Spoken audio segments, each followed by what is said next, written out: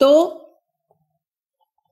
اللہ سبحانہ و تعالی اس مسئلے کی اہمیت کے پیش نظر اس پورے چیپٹر میں، اس پوری سورہ میں اسی بات کو زیر بحث رکھ رہے ہیں. تو اللہ کہتے ہیں کہ یہ نہیں کہ قرآن سمجھ نہیں آ رہا، یا نبی اکرم صلی اللہ علیہ وسلم جو انہیں دعوت دے رہے ہیں توحید کی سمجھ نہیں آ رہی، یہ بات نہیں ہے. ان کی ضد اور اپنی بڑائی کا زوم، ہم ان سے بہتر ہیں. نحنو خیر منہم، ہم بحیثیت گروہ ان سے بہتر ہیں. یہ زوم، جب تک آپ یہ نہیں نہ مانتے کہ ہاں میں اور سیکھ سکتا ہوں، تو آپ تو کچھ بھی نہیں سیکھ سکتے، ہے نا. کبھی کوئی کسی علم میں ماسٹرز ہو سکتا ہے؟ نہیں. ڈگری تو ملتی ہے ماسٹرز کی، ہمیشہ انسان طالب علم رہتا ہے، ہمیشہ سیکھنے کی گنجائش رہتی ہے، اور دین میں تو بہت ہی رہتی ہے.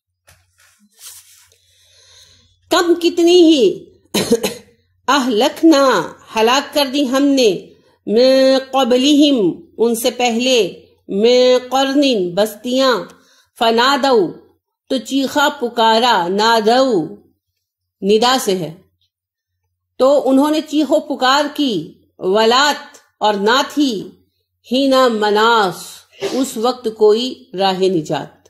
نون واو صاد اس کی روٹ ہے، نوس سے ہے مناس، کوئی راہ نجات نہیں تھی، کوئی بچاؤ کا راستہ نہیں تھا. ولا تہینا مناس، ہم نے کتنی ہی بستیوں کو ہلاک کر دیا. اس وقت انہوں نے بہت چیخو پکار کی، مگر اس وقت ان کے لیے نجات کا کوئی راستہ نہیں تھا. اللہ کہتے ہیں انہیں شبہ ہے اس بات میں کہ اللہ نے کتاب اتاری، اسی شبے کے باعث، نبی کے انکار کے باعث کتنی بستیاں اور قومیں ہلاک ہوئی. اور ہلاکت کے وقت وہ کہہ رہے تھے کہ ہم ایمان لائے، ہم ایمان لائے، ہم ظالم ہیں، لیکن اس وقت ان کی چیخو پکار کام نہیں آئی. ابھی ایمان لے آئیں، ابھی وقت ہے. واہ اور عجیبو انہیں تعجب ہو رہا ہے، ان کے جاءہم آیا ان کے پاس، منذر ایک ڈرانے والا، منہم انہی میں سے. وہ اس بات پر حیران ہے کہ ان کے پاس آیا ایک ڈرانے والا، آگاہ کرنے والا رسول، جو انہی میں سے ایک ہے. یعنی ان کی گنگا الٹی بہتی ہے. اگر کوئی اجنبی شخصیت آئی ہوتی، کوئی فرشتہ آیا ہوتا یا کوئی غیر مانوس انسان آیا ہوتا، تب تو یہ کہتے کہ ہم تمہارا بھروسہ کیسے کر لیں. جسے جانتے ہیں اس پر تو بھروسہ کرنا چاہیے. آپ مجھے جانتے ہیں تو آپ مجھ پر بھروسہ کریں گے. ایک اجنبی، کوئی بھی اجنبی آ کر کوئی اطلاع دے تو آپ کہیں گے نا میں تو تمہیں جانتی نہیں ہوں، میں کیوں تم پہ بھروسہ کروں. تو اللہ کہتے ہیں الٹی بات کہتے ہیں. ایک ایسا بندہ جسے یہ جانتے ہیں اس پر اعتبار نہیں کرتے. لہذا جو ہیں جعفر رضی اللہ عنہ، انہوں نے نجاشی کے دربار میں جو سپیچ ڈیلیور کی تھی پہلی دفعہ، جب انہیں بلایا اگر پوچھا گیا کہ تم نے کیا جرم کیا ہے جس کی وجہ سے تمہاری قوم تمہاری دشمن ہو گئی، تو اس وقت حضرت جعفر رضی اللہ عنہ نے کہا تھا اٹھ کر کہ اے بادشاہ، ہم لوگ جاہل تھے، بتوں کو پوجتے تھے، مردار کھاتے تھے، ہم ایک دوسرے کی عزت نہیں کرتے تھے، ہم میں سے جو طاقتور ہوتا کمزور کو لوٹ لیتا تھا، یتیموں کا مال کھانا عام تھا، بیواؤں کی ملکیت ہم چھین لیتے تھے. تب ہمارے درمیان اللہ نے ایک نبی اٹھایا، ایک ایسا شخص جس سے ہم بخوبی واقف ہیں، جس کی سچائی اور دیانت کو سب جانتے ہیں، جس کے کردار پر کسی کے پاس اعتراض کی کوئی گنجائش نہیں. پھر اس نے اٹھ کر کہا کہ میں اللہ کا رسول ہوں اور اللہ مجھ پر وحی بھیجتا ہے. ہم نے اس بات کی تصدیق کی اور یہ ہمارے دشمن بن گئے. اب آپ دیکھیے، وفد آیا تھا، عمر بن الاس تھے، لیکن عمر بن الاس کی یہ جرت نہیں ہو سکی کہ وہ یہ کہیں کہ محمد صلی اللہ علیہ وسلم تو جھوٹ بولتے تھے، یہ غلط کہہ رہا ہے. کہا نا جعفر رضی اللہ عنہ نے کہ ایک ایسا شخص اٹھا ہم میں سے جس سے ہم بخوبی واقف تھے، اس کی سچائی اور دیانت کے ہم سب گرویدہ تھے، اور اس کے کردار پر اعتراض کرنے کا ہمارے پاس کوئی راستہ نہیں تھا. پھر اس بندے نے اٹھ کر کہا کہ میں اللہ کا رسول ہوں اور مجھ پر وحی آتی ہے، اور ہم نے اس کی یہ بات مان لی اور اس کی تصدیق کی، تو یہ ہمارے دشمن ہو گئے. تو عمر بن الاس کی یہ ہمت نہیں ہوئی کہ وہ کہیں کہ نہیں وہ بندہ ٹھیک نہیں ہے، وہ 2 نمبر ہے. یعنی آپ دیکھیں کہ اگر آپ کے پاس ذرا سی بھی کوئی بات ہو، فور ایگزامپل آپ کا بچہ کہ میں نے فلاں فرینڈ ہے میری، میں اسے شادی کرنا چاہتا ہوں، تو اگر آپ کو کہیں سے بھی کوئی خرابی ملے اس بچی کے کردار میں تو آپ سامنے رکھیں گے نا کہ وہ تو جھوٹ بولتی ہے یا اس کے گھر والے ایسے ہیں. تو اگر اتنے بڑے معاملے میں ان کے پاس کوئی بات ہوتی تو کہتے نا، نہیں، کوئی بات ہی نہیں تھی. یہ جانتے تھے تو یہی بات اللہ سبحانہ و تعالیٰ کہتے ہیں کہ ان کے درمیان ہم نے وہ بندہ نبی بنایا جس سے یہ آگاہ ہیں. اور آپ کو پتا ہے پوری قوم کی گواہی تھی جب آپ صلی اللہ علیہ وسلم کو صفا پر چڑھے اور کہا کہ اے میری قوم، اگر میں کہوں کہ پہاڑ کے پیچھے فوج ہے تم پر حملہ کرنے والی ہے تو مانو گے؟ تو کہنے لگے ہاں ہم مانیں گے محمد، تم نے کبھی جھوٹ نہیں بولا. تو کہا پھر ایک بات میری مان لو، لا الہ الا اللہ، اللہ ایک ہے، بس یہ بات مان لو. تو پھر بددعائیں دینے لگے، اور ابو لہب نہیں دی تھی، باقی سب تو چپ ہو گئے، شاکڈ ہو گئے، کوئی آنسر نہیں تھا. تو یہی اللہ کہتے ہیں جانا پہچانا بندہ اٹھ کر تمہیں ایک سچ بتا رہا ہے اور تم اس کا انکار کرتے ہو، اس پر حیران ہوتے ہو. وقال، اور کہا، الکافرون، کافروں نے، ھذا، یہ ہے، ساحر، جادوگر، کذاب، بہت بڑا جھوٹا، معاذ اللہ. کہنے لگے، کافر کہتے ہیں محمد صلی اللہ علیہ وسلم کے بارے میں کہ جادوگر ہے. کس چیز کو جادو کہتے تھے؟ آپ کی تبلیغ کے اثر کو کہتے تھے یہ جادوگر ہے، بھائی کو بھائی سے، باپ کو بیٹے سے، شوہر کو بیوی سے جدا کر دیتا ہے. تو کہنے لگے جادوگر ہے یہ، کذاب، بہت بڑا جھوٹا ہے. آپ کو پتا ہے نا مبالغے کا صیغہ ہے، یعنی دشمنی میں یہاں تک آن پہنچے کہ آپ صلی اللہ علیہ وسلم کو جھوٹا کہنے لگے لوگوں کے سامنے، حالانکہ آپ صلی اللہ علیہ وسلم کا سچا ہونا ثابت تھا. اور یہ سب کچھ جو ہے صرف اور صرف دین کی تبلیغ کو روکنے کے لیے تھا، اسے لوگوں کی نظروں میں کم حقیقت ثابت کرنے کے لیے. کیا جعل، بنایا اس نے، الالہۃ، سارے خداؤں کا، الہن، خدا، واحدن، ایک. کیا یہ سارے خداؤں کا ایک خدا بنا رہا ہے؟ انا، بے شک، ھذا، یہ، لشیء، بات ہے، عجاب، بہت حیرت والی، مبالغے کا صیغہ ہے، عجاب، بہت حیرت انگیز بات ہے جو یہ بندہ کہہ رہا ہے کہ سارے خدا کچھ نہیں، بس ایک خدا ہے. جن کو ہم دیکھتے آئے ہیں ماتھا رگڑتے، جن کے آستانوں پر کوئی بیٹے دیتا ہے، کوئی کاروبار چلاتا ہے، کوئی دعائیں قبول کرتا ہے، کوئی سکون عطا کرتا ہے، کوئی بیماریوں سے شفا دیتا ہے، وہ سارے کچھ نہیں ہے، بس ایک اللہ ہے. یہ کہہ رہے ہو تم محمد صلی اللہ علیہ وسلم. وانطلق، چل دیے، الملأ، سردار، منہم، ان میں سے، اور وہ سردار وہاں سے چل پڑے. کون سے سردار؟ کفاران مکہ. انمشو، کہنے لگے چلو چلو، وَاصْبِرُوا، جمے رہو، عَلَىٰ آلِہَتِكُمْ، اپنے الہوں پر. کہنے لگے چلو یہاں سے، چلو اپنے الہوں پر جمے رہو، مت چھوڑنا انہیں. اِنَّ هَذَا، بے شک یہ بات، لَشَيْءٌ، ایک چیز ہے، یراد، جو ارادہ کی گئی ہے، اس چیز کو پلان کیا گیا ہے. محمد کی یہ چال ہے صلی اللہ علیہ وسلم کہ تمہیں یہ کہہ کر کہ تمہیں عرب و عجم کی بادشاہت ملے گی، تمہارے خداؤں سے ہٹا رہا ہے، چال چل رہا ہے تمہارے ساتھ، پلان کر رہا ہے اس بہانے. ماں نہیں سمینا، ہم نے سنا، بہذا، یہ بات، فی الملتی، دین میں، قوم میں، الآخرہ، پچھلی، ہم نے تو پچھلی قوم میں یہ بات کبھی نہیں سنی، پہلے لوگوں میں ہم نے تو یہ بات نہیں سنی جو یہ کہہ رہا ہے. کفار مکہ کہنے لگے یہاں سے چلو، اپنے خداؤں پر قائم رہو، تمہیں تمہارے خداؤں سے برگشتہ کرنے کے لیے، ہٹانے کے لیے یہ چال چل رہے ہیں محمد صلی اللہ علیہ وسلم. ہم نے تو یہ بات کسی دین میں نہیں سنی. کسی دین سے کیا مراد ہے؟ پچھلے کتنے بھی دین، یعنی عیسائیت، یہودیت اور ستارہ پرستی، آتش پرستی، اور خود ان کا مذہب، کہ جتنی بھی دنیا اس وقت آباد تھی، کہیں میں توحید تھی؟ حقیقی نہیں تھی. سب خدا کے پیاروں کو بھی ساتھ پکارتے تھے. تو کہنے لگے ہم تو صدا سے دیکھتے آئے ہیں، عیسائی بھی عیسیٰ علیہ السلام کو پکارتے ہیں، مریم کو پکارتے ہیں، یہودی بھی اپنے مختلف پریسٹوں کو پکارتے ہیں، تو ہم بھی پکارتے ہیں. تو ہم تو سب کا یہی سلسلہ دیکھتے آئے ہیں. ہاں، ہر قوم کے پیارے اپنے اپنے ہیں، لیکن سب پیاروں کو پکارتے ہیں. یہ نئی بات لے کے آیا کہ سب کو چھوڑ دو، صرف اللہ کو پکارو، صرف اللہ سے مانگو. ہم نے تو یہ بات نہیں سنی. ان نہیں، ھذا، یہ، الا، مگر، اختلاق من گھڑت، یہ بات من گھڑت ہے. کیا کہ اللہ ایک ہے، اللہ کے پیاروں کو نہ پکارو. یہ من گھڑت بات ہے، یہ خود سے بنا کر لے آیا ہے. کیا انزلا اتارا گیا علیہ اس پر الذکر ذکر من بیننا ہمارے مابین، ہمارے درمیان یہی رہ گیا تھا جس پر ذکر اترتا، یہی تھا جس پر قرآن آتا. اللہ نے ان کا پورا تبصرہ بیان کر دیا. وہی اعتراضات ہیں جو آپ آج سنتے ہیں. تسی نواں قرآن پڑھیا ہے، تسی چاہتے ہو کہ جنہاں نو ساڈے وڈے پکار دے آئے اسی انہاں نو نہ پکاریے. ابھی کل بھی مجھے ایک خاتون بعد میں کہنے لگی تو پھر اسی غوث اعظم سے دعا نہ منگیے. میں کہ پہلے تو تسی عبد القادر جیلانی کو ہونا، باقی بات دی گل ہے.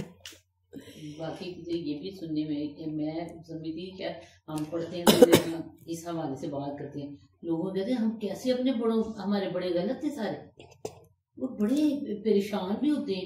یہ کیا مسئلہ ہے؟ غم تو دل پر آئے گا جی، غم تو آئے گا، مجھے بھی آتا ہے. نبی کریم صلی اللہ علیہ وسلم کی اپنی ماں کی قبر پر جا کر روئے نہیں تھے؟ آپ حدیث پڑھ چکے ہیں کہ نبی کریم صلی اللہ علیہ وسلم سفر سے لوٹے تو ایک جگہ ٹھہرے تو اپنے صحابہ سے کہا تم ٹھہرو میں آتا ہوں. اور کچھ دیر جب نہیں آئے تو صحابہ تلاش میں نکلے تو دیکھا کہ نبی کریم صلی اللہ علیہ وسلم قبر کے پاس بیٹھے رو رہے ہیں اونچی اونچی آواز میں. تو صحابہ نے روتے دیکھا تو صحابہ بھی رونے لگے. جب آپ چپ ہوئے تو آپ نے کہا تم لوگ کیوں روئے؟ تو کہنے لگے جی آپ رو رہے تھے، ہم گھبرا گئے. ہم نے کہا شاید کوئی بڑی آزمائش آ گئی ہے تو ہم تو اس لیے گھبرا گئے. تو آپ نے کہا نہیں یہ بات نہیں، میری والدہ کی قبر ہے. میں نے اللہ سے کہا کہ اللہ جی میں اپنی والدہ کی قبر کی زیارت کروں تو اللہ نے اجازت دے دی. اور جب میں نے یہ کہا کہ اللہ جی کیا میں اپنی ماں کی مغفرت کی دعا مانگ لوں تو اللہ نے کہا نہیں. تو اپنی ماں پر عذاب قبر کا خیال کر کے مجھے رونا آ گیا. تو میں تو اس لیے رویا. تو غم کہ میرے ماں باپ ہدایت پر ہیں یا نہیں ہیں، یا کوئی ایسی بات یا ان کا طریقہ غلط تھا، تو یہ غم تو دل پر آئے گا. یہ ہر اس انسان کے آئے گا جو اپنے گھر والوں کے خلاف جا کر حق قبول کرتا ہے. لیکن اس بنا پر کہ میرے ماں باپ غلط طریقے پر چلتے رہے ہیں میں اب جہنم میں تھوڑی چلی جاؤں گی. کتنی ہی چیزیں تھیں. آپ کو پتا ہے ہمارے بچپن میں یہ ہوتا تھا کہ بہت سارے گھروں میں جو غریب تھے کہ کوئلہ پیس کر اس سے دانت صاف کر لیے جاتے تھے. ہوتا تھا نا، کوئلہ پیستے تھے اور فائن ہو جاتا تو اس میں تھوڑا سا نمک ایڈ کرتے تھے اور پھر اس سے دانت صاف کیے جاتے تھے. اب آپ کو پتا ہے کہ دانتوں کے لیے نمک اور کوئلہ دونوں ہی کس قدر نقصان دہ، تو ہم وہ اب کیوں نہیں کرتے؟ اچھا پہلے یہ تھا کہ موٹا ہونے کو، ذرا گبلا گبلا ہونے کو بڑا اچھا سمجھا جاتا تھا، اور اگر کوئی بہت پتلی رہ جاتی تھی بچی بائی نیچر تو اس کو بہت بیمار سمجھا جاتا تھا. اس بیچاری کا رشتہ بھی آسانی سے نہیں ہوتا تھا. وہ کہتے تھے اس کو تو لگتا ہے کوئی بیماری شماری، اتنی سکی کیوں ہے. تو بچیوں کا اسپیشلی تھوڑا گول مٹول ہونا پسند کیا جاتا تھا. اب کیوں چینج کر دیا آپ نے سارا کچھ؟ جیسے جیسے علم زیادہ آیا انسان نے اپنی زندگی میں بہت کچھ تبدیل کیا. تو دین کے بارے میں جب علم آتا ہے تو ہم تبدیلی قبول کیوں نہیں کرتے؟ وہ تبدیلی جو دین سے ہے. میں دین تبدیل کرنے کی بات نہیں کر رہی. جب قرآن و حدیث کا صحیح علم ہمارے پاس آتا ہے تو ہم جو غلط کر رہے ہوتے ہیں اسے چھوڑنے پر آمادہ کیوں نہیں ہوتے؟ تو یہ مسئلہ اس وجہ سے نہیں ہے کہ یعنی ہم قرآن پڑھتے ہیں تو ہم یہ سوچتے ہیں. یہی تو بنیادی مسئلہ ہے کہ کیا ہمارے باپ دادا غلط تھے؟ ہمیں یہ ایکسپٹ کرنا بہت مشکل لگتا ہے. بلکہ ہم وہ فی شکین شک میں پڑے ہیں میرے ذکری، میرے ذکر کو لے کر. اے نبی صلی اللہ علیہ وسلم یہ آپ کو غلط نہیں سمجھتے، یہ میرے بھیجے ہوئے ذکر کو لے کر، قرآن کو لے کر شک میں مبتلا ہیں کہ کیا قرآن صحیح بات پیش کر رہا ہے یا کہ نہیں پیش کر رہا. یہی بات جو ہے سورہ انعام آیت نمبر 33 میں بھی ارشاد ہوتی ہے فَإِنَّهُمْ لَا يُكَذِّبُونَكَ وَلَكِنَّ الظَّالِمِينَ بِآيَاتِ اللَّهِ يَجْحَدُونَ. اے نبی صلی اللہ علیہ وسلم یہ آپ کو جھوٹا نہیں کہتے، یہ ظالم تو اللہ کی آیتوں کے انکاری ہیں. تو نبی کریم صلی اللہ علیہ وسلم کو جب یہ اس طرح کہتے ظاہر تکلیف ہوتی تھی آپ کو، مگر اللہ نے کہا ان کو یہ شک نہیں آپ کے بارے میں. آپ کو تو یہ صادق و امین کہا کرتے تھے، مگر جیسے ہی اعلان نبوت کیا دشمن ہو گئے. تو یہ دشمنی دراصل پھر قرآن سے. آپ کے ساتھ بھی ایسا اگر معاملہ ہو تو پریشان مت ہوئے، دشمنی قرآن سے. پھر نئے دوست بن جاتے ہیں جب آپ قرآن پڑھنا شروع کرتے ہیں، اس پہ چلنا شروع کرتے ہیں، آپ کی بہت ساری دوستیاں ختم ہو جاتی ہیں، بہت سارے ساتھ چھوٹ جاتے ہیں. پھر آگے چل کر نئے دوست ملتے ہیں، نئے ساتھی ملتے ہیں. اللہ اکبر. اللہ نیا رنگ دے دیتا ہے، نیا بنا دیتا ہے انسان کو. سرچ کیجئے گا، کریمہ سرپنسکی فرینچ خاتون ہیں، مسلمان ہوئی اور سب کچھ چھوڑ دیا، کیونکہ سب نے انہیں چھوڑ دیا. انہوں نے سعودیہ تعلیم کے لیے، یعنی نو مسلم تھی، ہم برائیاں تو خیر بہت کرتے ہیں، مگر سعودی سفارت خانے میں انہوں نے اپلائی کیا کہ یعنی میں نو مسلم ہوں اور میں آنا چاہتی ہوں، تو انہوں نے انہیں نیشنلٹی دی اور وہ وہاں آئیں، وہاں رہیں، وہاں انہوں نے دین کا علم سیکھا، ایک عرب سے ہی شادی بھی کی. اور کین یو امیجن دیٹ کہ انہوں نے اتنی عمدہ، شی واز اے فرینچ، اور انہوں نے اتنی عمدہ تجوید سیکھی کہ وہ مکہ میں بیٹھ کر وہاں پر پڑھاتی ہیں، عربوں کو بھی پڑھاتی ہیں، یعنی کہ مکہ میں بیٹھ کر پڑھا رہی ہیں، سب کو پڑھا رہی ہیں، ان کی زبان سیکھ کر ان کو پڑھا رہی ہیں. ہم کہتے نہیں جی ہم کہاں سے سیکھیں گے، حالانکہ ہماری تو زبانی اردو ہے. ہم تو ویسے ہی آپ دیکھیں جو حروف حلقی ہیں، حروف حلقی کے مخارج چھوڑ کر سارے مخرج ہم ویسے ہی ادا کرتے ہیں. عین قاف صاد نہیں نا ہم کرتے، باقی ہم سارے مخارج ادا کرتے ہیں. اور رولز نہیں آتے تجوید کے، وہ تھوڑا سے ظاہر ٹائم لگتا ہے، لیکن انگلش تو ہم سیکھ لیتے ہیں، آئلز کورس بھی کر لیتے ہیں. اور کیا ہوتا ہے، ایک آئلز ہوتا ہے، ایک اور بھی ہوتا ہے نا، بھول گئی ہوں میں. اینی ویز وہ ہم اپنے بچوں کو کرا لیتے ہیں. اس میں کتنی محنت ہوتی ہے، کبھی کرایا کسی نے اپنے بچے کو؟ بہت، کتنا کھپنا پڑتا ہے، کتنی مشقت ہے. وہ مشقت کر لیں گے کیونکہ اس سے کچھ مل جائے گا نا. کسی کو امریکہ کا ویزا چاہیے، کسی کو کینیڈا کا، کسی کو کوئی جاب چاہیے، تو اس سے کیا ملے گا دنیا کے اعتبار سے؟ اس سے تو اللہ کی رضا ملے گی. اور میں واقعی یعنی جو استاذہ ہیں سر کریمہ، میں آئی ریئلی لو ہر. کہ فرینچ، آپ کو پتا ہے فرینچ تو بہت سارے الفاظ بولتے ہی نہیں ہیں. فرینچ زبان بہت میٹھی، دھیمی، ڈفرنٹ لینگویج ہے. ہم ان کا پروننسیشن ادا نہیں کر سکتے. جیسے گورمے جو ہے یہ فرینچ ورڈ ہے، ہم لوگ تو انگریزی ٹرم میں گورمے بول دیتے ہیں. اس کا صحیح جو ٹرمینالوجی ہے وہ ہماری زبان سے نہیں ادا ہوتی، ہم اس انداز میں نہیں بول پاتے. اپ سائڈ ڈاؤن کا فرق ہے تلفظوں میں. لیکن انہوں نے عربی کو سیکھا، کتنی مشقت کی ہوگی اللہ جانتے. تو پھر اللہ نے ان کو نیا گھرانہ دیا، نیا مقام دیا، نئے لوگ دیے، کیونکہ وہ اللہ کے دین میں داخل ہو گئی. تو ہم تو ہر وقت یہی خوف، یہ کیا ہوگا، وہ کیا ہوگا، میں دین پر چلوں گی فلاں بات ہو جائے گی، فلاں بات ہو جائے گی. کچھ نہیں ہوگا، جو ہونا ہے وہ تو ہوگا ہی ہوگا، جو نصیب میں لکھا ہے. اچھا ایک یہ بھی بات ہوتی ہے، میں نے دین پر عمل کیا، فلانی بات کی، میرا شوہر مجھے چھوڑ دے گا. اگر آپ کے نصیب میں طلاق لکھی ہے تو ہو کر رہے گی، ننگے ناچ لو. نہیں لکھی نہیں ہوگی، رائٹ؟ کیونکہ نبی اکرم صلی اللہ علیہ وسلم نے فرمایا تقدیر لکھی جا چکی ہے، قلم اٹھ چکا ہے، سیاہی خشک ہو چکی ہے. جو تمہارے نصیب میں ہے تمہیں مل کر رہے گا، تم سے کوئی دوسرا چھین نہیں سکتا. اور جو تمہارے مقدر میں نہیں ہے وہ تمہیں نہیں ملے. تو بات سادہ سی ہے. باقی سب باتیں جو ہے نا وہ اصل میں کیا ہیں؟ شیطان کے وسوسے. ان سے جان چھڑا لینی چاہیے. اپنے رستے پہ چلے اور اللہ سبحانہ و تعالیٰ پہ بھروسہ کریں. فَعَزَمْتُ فَتَوَكَّلْ عَلَى اللَّهِ. جب پختہ عزم کر لو، بھروسہ اللہ کی ذات پہ کرو، پھر جو ہونا ہے وہ ہونا ہے. ٹھیک ہے نا؟ تو اللہ سبحانہ و تعالیٰ کہتے ہیں کہ نبی صلی اللہ علیہ وسلم یہ آپ پر شبہ نہیں کرتے، اصل میں یہ میرے ذکر میں، قرآن میں شک کرتے ہیں. بلکہ لما نہیں ہے، یذوقو انہوں نے چکھا، عذاب میرا عذاب. سبب یہ ہے کہ ابھی انہوں نے میرا عذاب نہیں چکھا. سرکش کیوں ہے؟ یہ نعمتیں دی گئی ہیں، انہیں سردار بنایا گیا، فرما بردار بیٹے دیے گئے، سر جھکائے ہوئے بیٹے دیے گئے. آس بن وائل جو تھا کتنے فرما بردار تھے اس کے بیٹے. اچھا ولید بن مغیرہ کے بیٹے کتنے فرما بردار تھے، جن میں سے خالد بھی ہیں رضی اللہ عنہ. تو فرما بردار بیٹے. اللہ نے خود کہا کہ اس لیے یہ اتنا سرکش ہے کہ ہم نے اسے بیٹے دیے، بیٹے بھی ایسے جو اس کے فرما بردار ہیں، سر جھکائے کھڑے ہیں اس کے سامنے، وہ بیٹے نہیں ہلا دے انہیں. تو بات یہ ہے کہ بیٹوں کا فرما بردار ہونا ضروری نہیں ہے کہ اللہ سبحانہ و تعالی کی جو ہے نا رحمت ہو. یہ تو وقت بتائے گا. اگر والدین حق پر ہیں تو رحمت ہے. اگلے دن ہی میں کسی فلم سٹار کے بارے میں پڑھ رہی تھی اخبار میں، فیچر آیا ہوا تھا تو میں دیکھ رہی تھی، تو وہ اس میں بیان تھا کہ جی وہ اتنے فرما بردار ہیں بیٹے اپنے ابا کے کہ ابا کی مرضی کے بغیر پیسے نہیں لیتے، ابا سے پیسے مانگتے ہیں تو ابا دیتے ہیں تو پھر وہ خرچ کرتے ہیں. تو مجھے ایگزیکٹلی یہی بات یاد ہے. یقین کریں ولید بن مغیرہ کی کہ اللہ سبحانہ و تعالیٰ نے اس کے بارے میں کہا نا سورہ قلم میں کہ اتنا سرکش ہے یہ. کس وجہ سے؟ اس وجہ سے کہ ہم نے اسے سردار بنایا، پیسہ دیا، اور اس وجہ سے کسی بیٹے دیے جو اس کے سامنے فرما برداری کے ساتھ سر جھکاتے ہیں. اس لیے تو ہم سمجھتے ہیں نا کہ سب نعمتیں ہیں، نعمتیں نہیں ہیں. ایک ہی چیز مومن کے لیے نعمت اور کافر کے لیے باعث عذاب ہوگی. ایک ہی چیز، چیزیں تو سیم ہیں.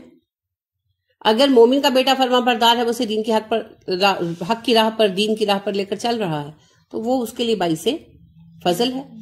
اور کافر کا بیٹا، اللہ کے نافرمان کا بیٹا جو اس کا فرما بردار ہے، اس کے حکم پر غیر اللہ کی راہ پر دوڑا جا رہا ہے، تو وہی بیٹا اس کے لیے باعث عذاب ہے.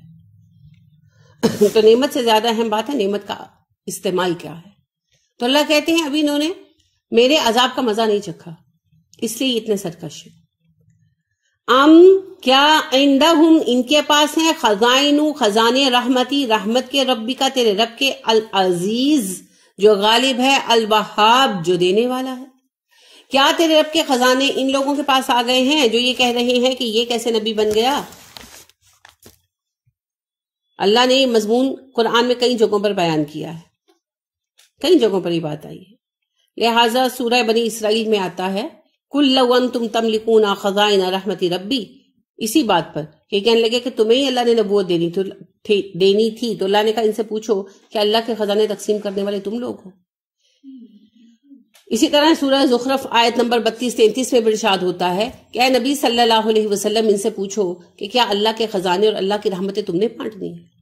اللہ خود جانتا ہے کہ اس نے اپنی رحمت کس پر رکھنی ہے. تو یہ اللہ سبحانہ و تعالی کا ان کو واضح جواب ہے، کیونکہ رحمتوں میں سب سے بڑی رحمت ہوتی ہے ہدایت، اور ہدایت کا سب سے بڑا درجہ ہے نبوت. تو سب سے بڑی رحمت پھر نبوت ہے.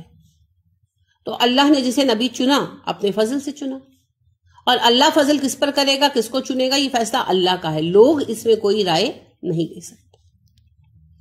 تو اللہ کہتے ہیں تم ہی رہ گئے تھے نبی بنانے کے لیے، تو ان سے یہ کہو کہ اللہ کے خزانے تم نے تقسیم کرنے ہیں. میرا رب تو کیا ہے؟ العزیز الوہاب، بہت دینے والا ہے اور بہت غالب بھی. تو جب کبھی کمزوری محسوس ہوتی ہے نا پریشر کی وجہ سے، تو اللہ کا نام العزیز پڑھا کرے.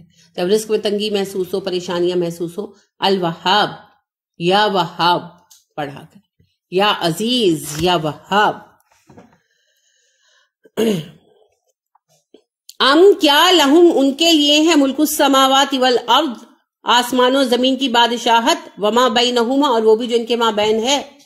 ان سے پوچھو کہ کیا آسمان و زمین اور اس کے مابین کی بادشاہت ان کے پاس ہے، انہیں ملی ہوئی ہے، ان سے مرضی سے فیصلے ہونے ہیں. اور اگر ایسا نہیں ہے تو پھر یہ کون ہوتے ہیں یہ اعتراض اٹھانے والے کہ تم نبی کیوں بنائے گئے، تم پر قرآن کیوں اتارا گیا، تم ہی رہ گئے تھے. فَلْيَرْتَقُوا فِي الْأَسْبَابِ، اگر ایسا ہے تو انہیں چاہیے کہ رسیاں لیں آسمان پر چڑھ جائیں، یعنی قبضہ کر لینا میری حکومت پر. میں ہوں مالک العرش، میں ہوں کرسی کا رب، حکومت میری ہے. تو اگر ان کو آسمان و زمین میں کوئی اختیار ملا ہوا ہے تو چڑھ آئے نا آسمانوں پر، چھین لے مجھ سے میری حکومت، بغاوت کر دے. نہیں کر سکتے نا، اپنی زندگی میں اپنی مرضی سے کچھ نہیں کر سکتے. ہم پلان کرتے ہیں کچھ بھی، فار ایگزامپل جیسے کل چھوٹا سا ہمارا ایک پلان تھا کہ ہم بچوں کی ایک پارٹی رکھیں گے اور چیزیں وغیرہ بھی بائی کر لی، مگر ایک ایسی مصروفیت نکل آئی کہ مجھے جانا پڑا. آپ کچھ نہیں کر سکتے، کیونکہ ہونا وہ ہے جو اللہ نے لکھ رکھا ہے. ایک ارادہ میرا ہے، ایک فیصلہ میرے رب کا ہے، فیصلہ اسی کا غالب آئے گا، میرا ارادہ دھرا رہ جائے. علی رضی اللہ عنہ یہی کہتے ہیں، میں نے اپنے رب کو اپنے فیصلوں کی شکست سے پہچانا. تو ہم ارادہ کرتے ہیں، پورا اس کو ہمارا رب کرتا ہے اپنے فضل سے. تو جب اپنی زندگی پر اختیار نہیں، یہ تو پھر تھوڑی سی بڑی بات ہے. آپ کو طلب ہوتی ہے، حاجت ہوتی ہے کہ میں فراغت حاصل کر لوں، پوٹی کر لوں، اور قبض ہوئی ہوتی ہے نہیں کر سکتے، باتھ روم میں بیٹھ کے نکل آتے ہیں نا، اور آپ تنگ آ جاتے ہیں پوٹیاں کر کے، پوٹیاں نہیں رکتی. You can't help it. شفا پھر فائنلی اللہ دیتا ہے، اس کے ہاتھ میں. انسان اتنا عاجز ہے، بیمار ہوتا ہے، بیماری جن کو کڈنی کی پرابلم رہی کبھی فیملی میں رہی ہو تو ان کو پانی پینے سے روک دیتے ہیں. انہیں کہتے ہیں آپ نے بہت کم پانی پینا، کیونکہ آپ کی کڈنیز جو ہے نا وہ کام کم کرے. تو وہ کہہ دیتے ہیں آپ نے دن میں صرف 2 گلاس پانی پینا ہے. میں نے پرسنلی دیکھا، میری عزیزہ بیمار رہی، وفات پا چکی ہیں، ان کو ڈائلسس اینڈ پر ہونے لگ گیا تھا، تو ڈاکٹرز نے ان کا پانی کم کیا، آپ نے 4 گلاس سے زیادہ نہیں پینا. پھر وہ ٹائم ہے کہ انہوں نے کہا آپ نے پورے دن میں شیشے کے 2 گلاس سے زیادہ پانی نہیں پینا. تو ان کے پھل سب بند کر دیے، سب کچھ بند کر دیا، کیونکہ ان میں پانی ہوتا ہے نا. انہوں نے کہا نہیں پینا، اور اگر آپ نے پھل کھایا ہے تو آپ نے 1 گلاس پانی پینا ہے، اگر آپ نے اتنا پھل کھایا آپ نے آدھا گلاس پانی پینا ہے. آپ سوچے گرمیوں کا موسم تھا شدید، جون جولائی، اور وہ بس 1 گھونٹ لینا ہے کہ آپ کا منہ اتارو، پانی نہیں پینا. انسان کے عجز کا یہ حال ہے. اور پھر اس پر بھی بیچاری پھر ڈائلسس پہ چلی گئی، پھر وہ فوت ہو گئی. اس کی فیصلہ، اس کی مرضی، اس کی رضا. مگر انسان کی اوقات یہ ہے کہ ڈاکٹر کہتا ہے پانی نہیں پینا، پیاس لگی ہے خالی 1 گھونٹ لے کے منہ تر کر لو، پانی نہیں پینا. کتنی بے بسی ہے. پانی پڑا ہوا ہے، پھل کے فریج بھرے ہوئے ہیں، آپ نہیں کھا سکتے، اس کا حکم. تو بات یہ ہے کہ ہماری تو سانس بھی وہ چلاتا ہے، ہمارے بس میں کہاں ہے. مجھے استھما ہے نا، مجھے جب کبھی ایسا کچھ مسئلہ ہو جائے کہ اٹیک ہو، آپ نہیں لے سکتے سانس بھائی، نہیں لے سکتے. اور سانس لینے میں کھینچ کر جب سانس لینا پڑتا ہے تو جسم کے ان مسلز کے اوپر پریشر آتا ہے کہ آپ نے کبھی سوچا بھی نہیں ہوتا کہ اچھا سانس لینے میں یہاں پریشر آئے گا. اور جب وہ دوائی وغیرہ سے، اصل تو اللہ کی شفا ہے، آپ فرق پڑتا ہے پیشنٹ کو استھما کے، تو جسم کے ان حصوں میں درد ہوتا ہے کہ کبھی نہیں ہوا ہوتا، اور حیرت ہوتی کہ کیوں ہو رہا ہے. تو ہم تو سانس بھی اس کی مہربانی سے لیتے، اس کی عنایت ہے. تو انسان جو اتنا بے بس ہے، اس کے یہ دعوے، اس کی یہ باتیں، اور اللہ کے کلام کے سامنے کھڑا ہو جانا، خاص طور پر اس وقت جبکہ وہ دعویٰ کرتا ہو کہ میں مسلمان ہوں، لمحہ فکریہ ہے. ہم اللہ کے بندے ہیں تو پھر اللہ کی بات مان لیں، اللہ کا حکم سامنے آیا سر جھکا دیں، تب جا کر دعویٰ سچا ثابت ہوتا. یاد ہے نا ایک صحابی سے نبی صلی اللہ علیہ وسلم نے پوچھا تھا آپ کون ہیں؟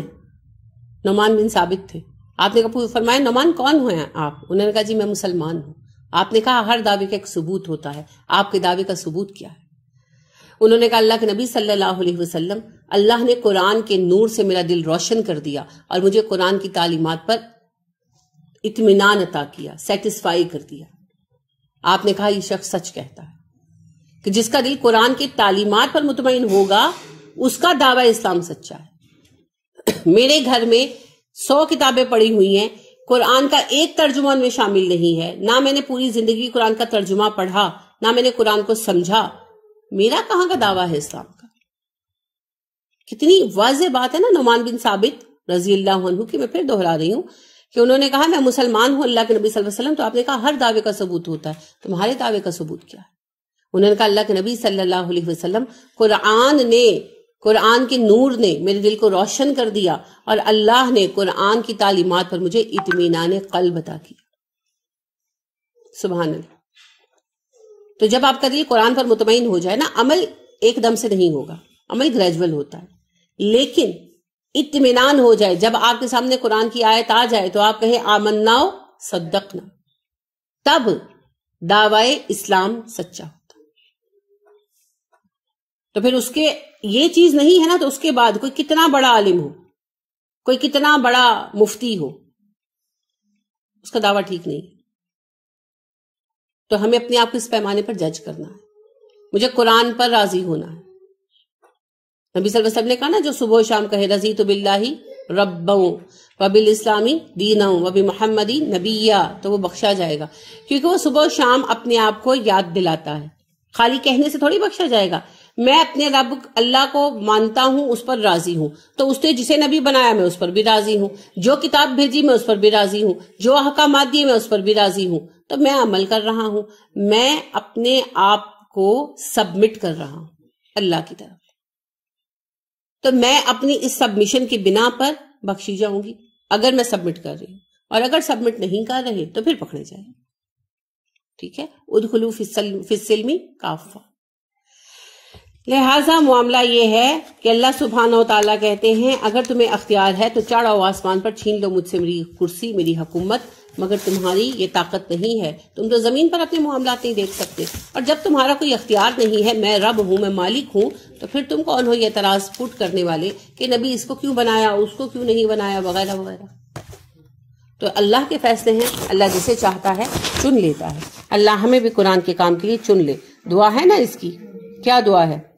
اللہم اجعل من اہل القرآن ومن خاصتک، اے اللہ ہمیں اہل قرآن میں شامل فرما اور اپنے خاص لوگوں میں، چنے ہوئے لوگوں میں شامل کر لے۔ پڑھا کرے، اللہ سے مانگا کرے، اللہ ہمیں اپنے کام کے لیے چن لے، منتخب کر لے۔ آمین۔ سبحانک اللہم وبحمدک ونشہد ان لا الہ الا انت ونستغفرک ونتوب الیک۔ السلام علیکم ورحمۃ اللہ وبرکاتہ۔